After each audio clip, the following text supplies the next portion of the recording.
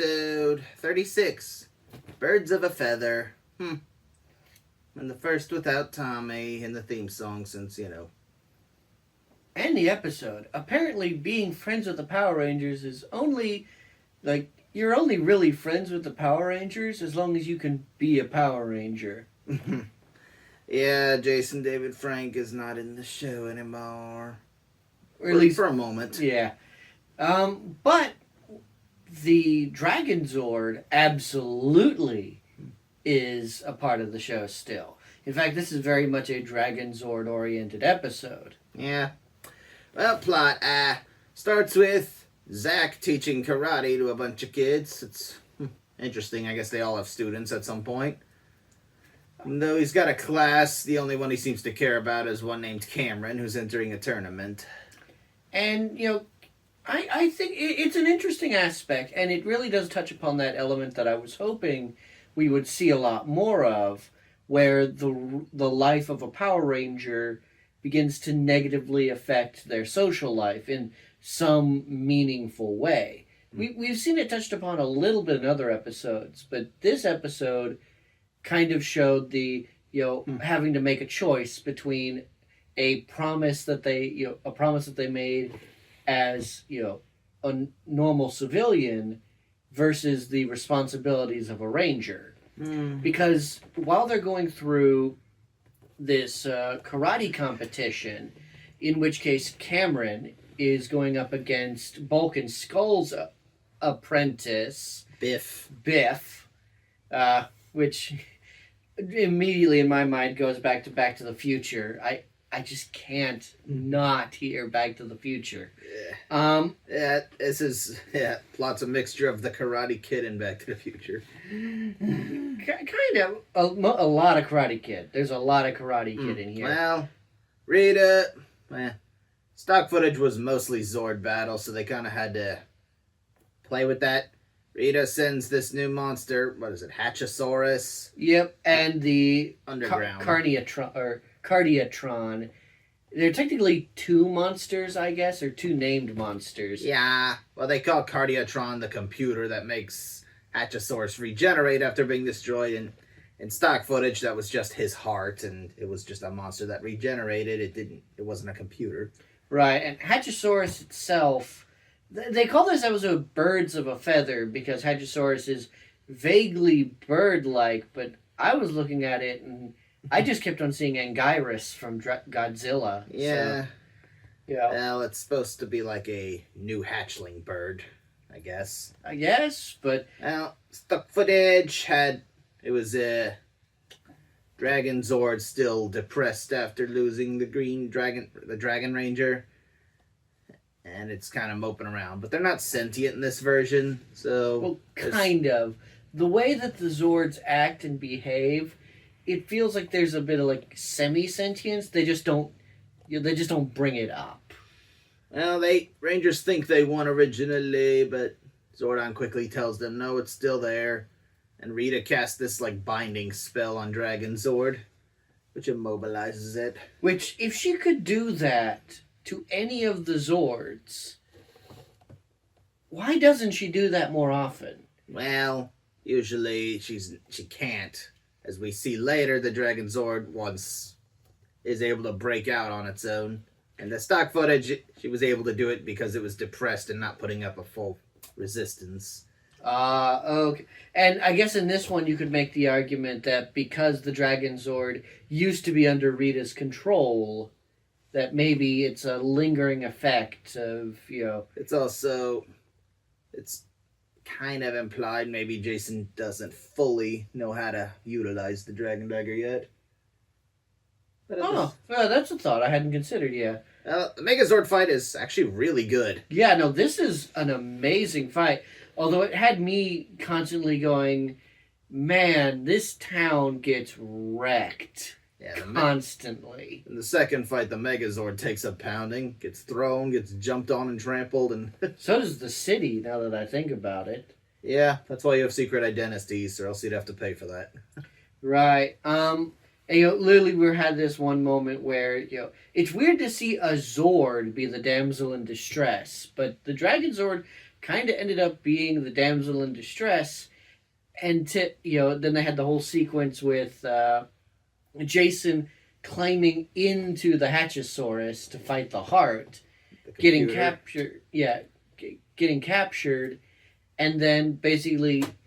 Clearly, in the original Sentai, there was like a big Heart of the Cards speech that was supposed to happen. He says, "You gotta keep fighting in his honor" to the Dragon Seizure, but in this case, it's just play the flute, keep playing the flute, keep playing the flute, and eventually, yeah, he summons the armor, the power of the Dragon Zord, which sort of implies that he's syncing with the thing because he gets the armor and the Dragon Zord gets up and breaks free at the same time.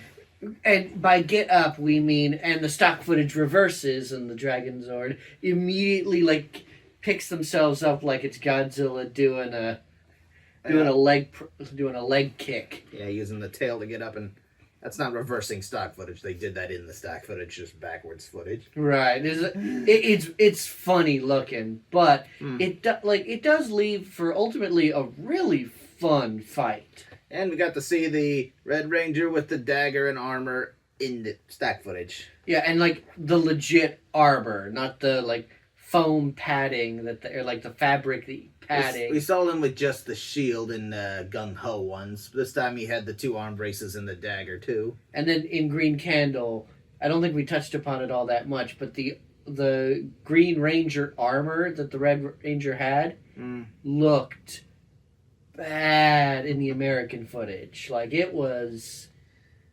not good. I don't remember if I brought this up, but I've been told that they did actually try to import the same armor prop from Japan, but it got damaged in shipping, so they made their own out of cloth. And it looked like it. They maybe could have built a better one, but that's money that they would have rather kept. Yeah, it looks like someone made it looks like a cosplayer sewed together the armor, but they only had the Green Ranger toy to base the design off of. Well, back on topic here. Yeah, Jason does destroy the heart, which the computer which stops the regeneration. Then they form Ultra Zord and go boom. And then back to the tournament. And also, anyone else notice that these giant battles don't seem to interfere with anyone else's life? Yeah, that's the thing. Is we see so much destruction going on. We see buildings crumble. And yet we don't really see the impact that it has on ordinary Angel Grove civilians. Well, maybe they just don't care about downtown Angel Grove. Well, but again, it also leads to another element. So we have this massive, contest happening at the youth center. The youth center, which we assume is going to be in the center of Angel Grove. It's that juice bar that they frequent. It's a juice bar. Ernie's Juice Bar. Yeah, I don't know. I'm pretty sure that's in the suburb side. Right, but even then, you have a monster attack. And yet, the martial arts contest is still going on. Yeah, we wouldn't cancel that or delay it till after the event and have everyone go down into the safety bunkers. But no, apparently while they're kicking ass and taking names against Hatchosaurus, Cameron gets to the finals of the contest. Yep. Although super depressed because Zach. Yeah, Zach had to depressingly leave when Cameron really wanted him there for support. But he forgives him. Really fast, actually. And I think that's... I kind of am disappointed that there wasn't a more lasting consequence there. Well, martial arts does teach discipline, so... Right, but even then, if I were Cameron, I'd feel a little embittered, I guess. But since seeing as how Cameron is likely just a one-off character... And, to be fair, when was the last time we canceled anything because of trauma downtown? Fair enough, yeah. At the tournament, yep. Biff and Cameron go at it, and Cameron wins. And they become... Well, it's implied they started to become friends afterwards, and Bulk's like, why didn't you use the secret weapon you taught us? which was a knee kick. Cameron's like, what, this? Kicks him in the knee. Which, Also, yeah, I mean, during their fight, there's like another kid next to Bulk and Skull, and Skull just like grabs him and points like, huh? Like, what was that about? I don't get that one either. It's I think that might have just been a Just a random kid that Skull's like, hey, how about this guy next? I think Skull's actor might have literally just grabbed an unsaid extra, and it was just an ad lib moment of surreal, like, okay, cool, whatever. Because Bulk and Skulls, they mostly just spend their time like showing off Biff, which Biff's actor actually did a pretty good job. Like, yeah, they did get legit kid martial artists. Yeah, that's the thing I liked, is that there were... I really like the beginning where Cameron and Zach are in sync doing their routine. That takes talent, that takes practice. Right, especially when you then remember that, Zach's actor actually created a martial arts of his own. Hip-hop keto, yep, Walter Jones really did invent that. Cameron says, like, I couldn't have done it without you. Zach's like, yeah, you could have. You just wouldn't have had those fly dance moves in between or something like that. Right, and yeah, I think ultimately this episode is charming. Like, the actual, like, out of uniform story is quite good. I like it. I like the idea of keeping the Rangers as teachers and educators. And, like, we obviously see them being very involved in their community. They'll do charity work nonstop. It was the show's attempt to try to quell the parents' constant complaints of being a bad influence, all the violence. But it also kind of emulates this idea of you're a ranger in and out of uniform. Yeah. You're doing your best to, like, help raise up, elevate, and protect people, even when you're not, But we tend to forget beating up putties and Actually, the putties weren't even in this episode. Yeah, that actually you're right. That's a good point. It's like this episode was purely a Zord fight, but it was also except for the one-on-one with the Red Ranger. Right, the one-on-one with the Red Ranger. But it was also, I think, a lot more focused on the non-Rangers stuff. In that, again, this episode really is the first one I can think of where being a Ranger had a negative impact on one of the Rangers' social lives and had consequences, even if they were minor. Like, I think if Cameron hadn't made it, or he had lost in, like, the last round, which that would have required them to cut back to Cameron. And they would have probably had to bring him back for another episode to finish off that story, too. Yeah, honestly, that's the only thing. It's like, I could see a situation where if there were a bit more lasting consequence to Zach missing, but we're seeing the start of it. Like, later on, we'll definitely get more episodes where the Rangers have social consequences for their Ranger powers. The Spider-Man syndrome. Spider-Man saves the day, but Peter Parker always loses. Yeah.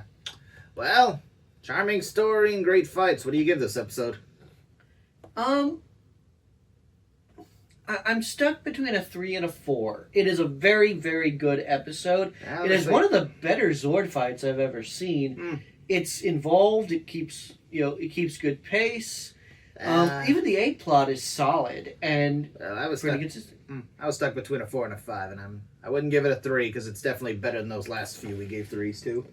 You're right. I'll give it a 4 out of 5. Yep, same. Solid 4. Definitely one of the better episodes. And a very, very fine episode for immediately being post Green Ranger. Yeah. It's them trying to, fill the Tommy-shaped hole that's left in the cast. Although some acknowledgement as to where exactly he went would have been nice. I think so too. Like, it just sort of, they dropped it. Or even like, hey Kim, how's Tommy doing? Oh, he's doing alright. He's visiting some relatives out of state. They do that, and they will do that, and when he loses his powers permanently, he goes off to a cabin to be alone for a while and think. Right, yeah. Writes a letter. It would have just needed to be a single line. Yeah, don't worry. We'll get that soonish in about 10 episodes. Well, next one. Cleanup Club 37. Title is about their charity work. That'll be different. Yeah, and I think it'll be really interesting to see. Well, any other thoughts? None that I could think of. It was a very good episode. I had fun. And they forgot to hide Walter Jones's 9-finger hand in one scene. I missed that. It was when he was talking to Cameron pointing. You could see one of his fingers is just a stub. Ah, right. Okay. I did not catch that. Want to know how he lost a finger? No. Yeah, not my story to tell. Watch his interviews. Till next time. Thanks for watching if you did. See you guys. Bye. Emerald! Ranger!